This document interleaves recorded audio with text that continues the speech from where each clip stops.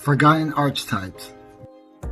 Gladiator Beast. First introduced in the set, Gladiator's Assault. This archetype's focus was to tag out your monster usually after battling or from the effects of other monsters and would do contact fusions. The archetype saw competitive play back in the day for a while following its release and saw play for about a year or so, following up with 2 sets.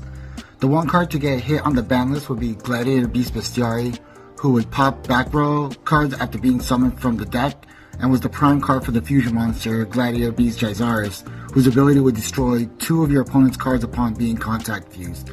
Alongside this, the trap card Gladiator Beast Ward Chariot was one of the deck's better cards, as it would simply negate and destroy a monster who activated its effect, unlike the other 2 counter traps, which made Gladiator Beast return a card back to the deck as cost.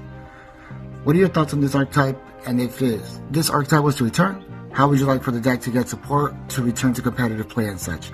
Forgotten Archetypes. Ancient Gear. First introduced in the set, The Lost Millennium. These are the start to the release of the GX series cards.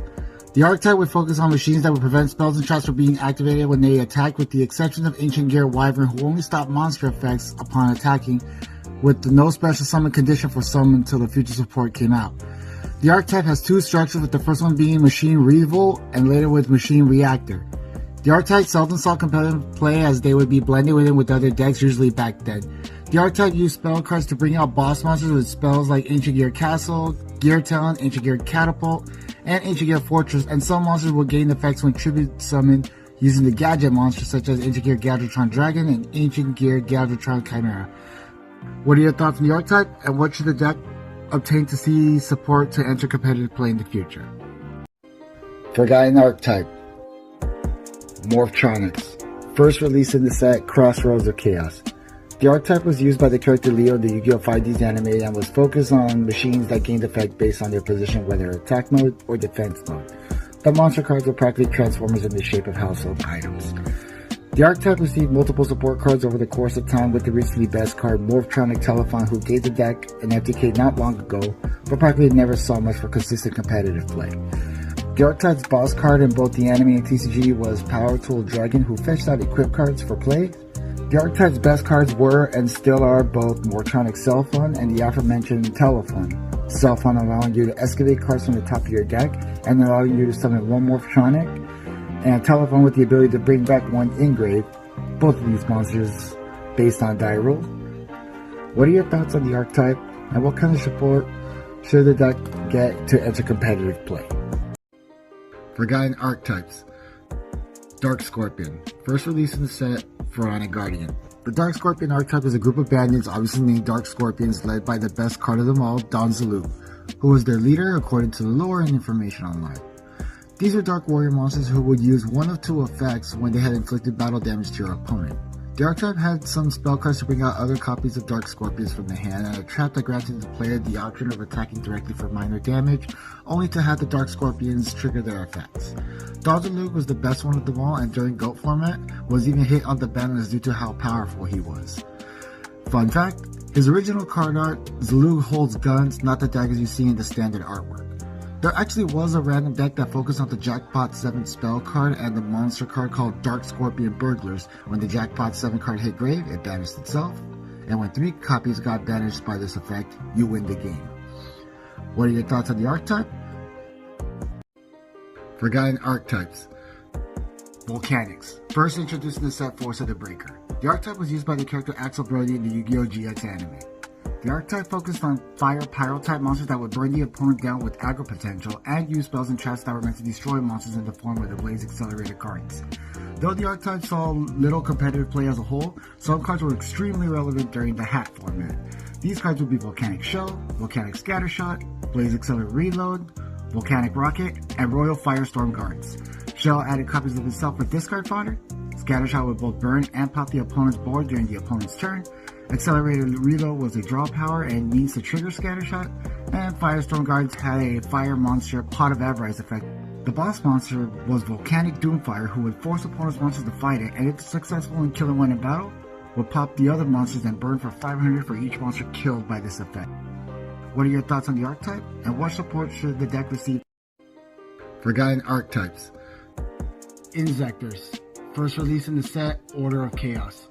This archetype focuses on dark insect monsters using other Insector monsters to be equipped in order to gain stats and effects. It could even lead a mass amount of rank 3 monsters and some rank 5s and 6s as well. Best feat for the archetype is that they could equip themselves at times with cards like Insector Gigamantis or Insector Gigaweevil, which gave the equipped monster an altered stat, and upon being destroyed while equipped, would bring back an Insector monster in the grave.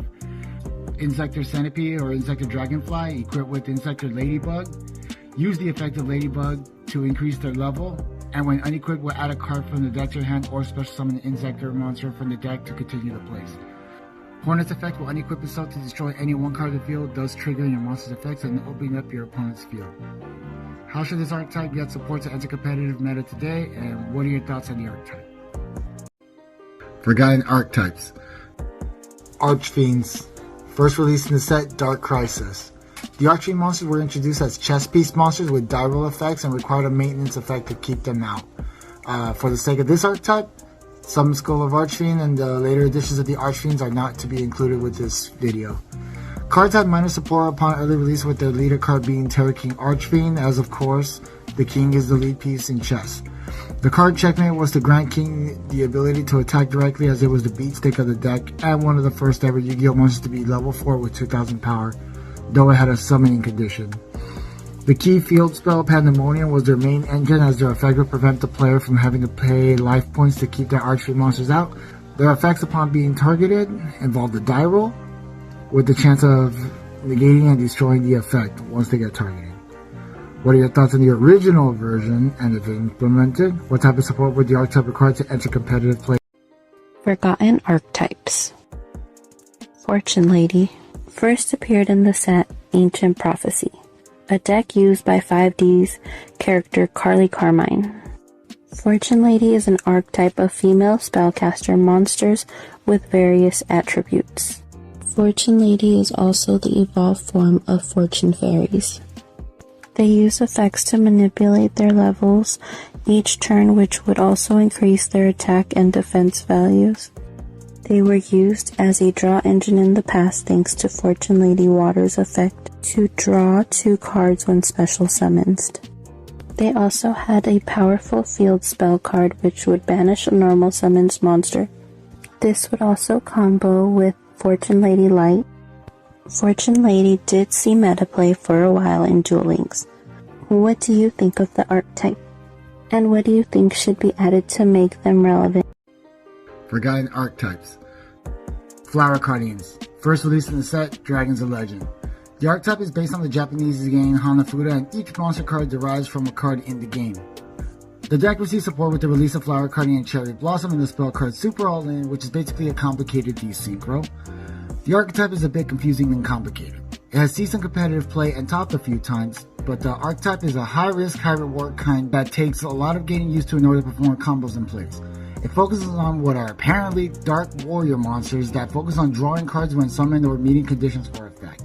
If your monsters, aside from Zebragrass, Paulownia, or Willow, draw another Flower Cardian monster, you keep the card and or get a summon/effect. With the archetype, you either open up perfectly well or brick hard. The basis for the archetype is to summon a bunch of monsters to synchro summon the boss monsters of the archetype. What are your thoughts on the archetype?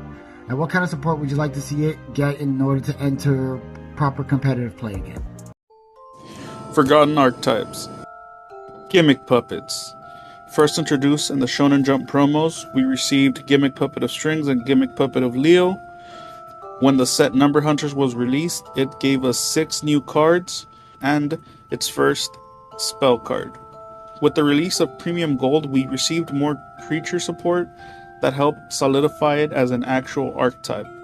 It did require the use of some Machina cards, as all the creatures in the archetype are machines, and as well they are all dark except for 2, Gimmick Puppet Egghead and Humpty Dumpty. The latest support came in Ignition Assault in January of 2020.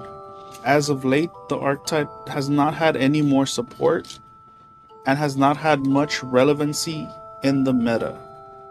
What do you think of the archetype? What do you think it needs to become relevant?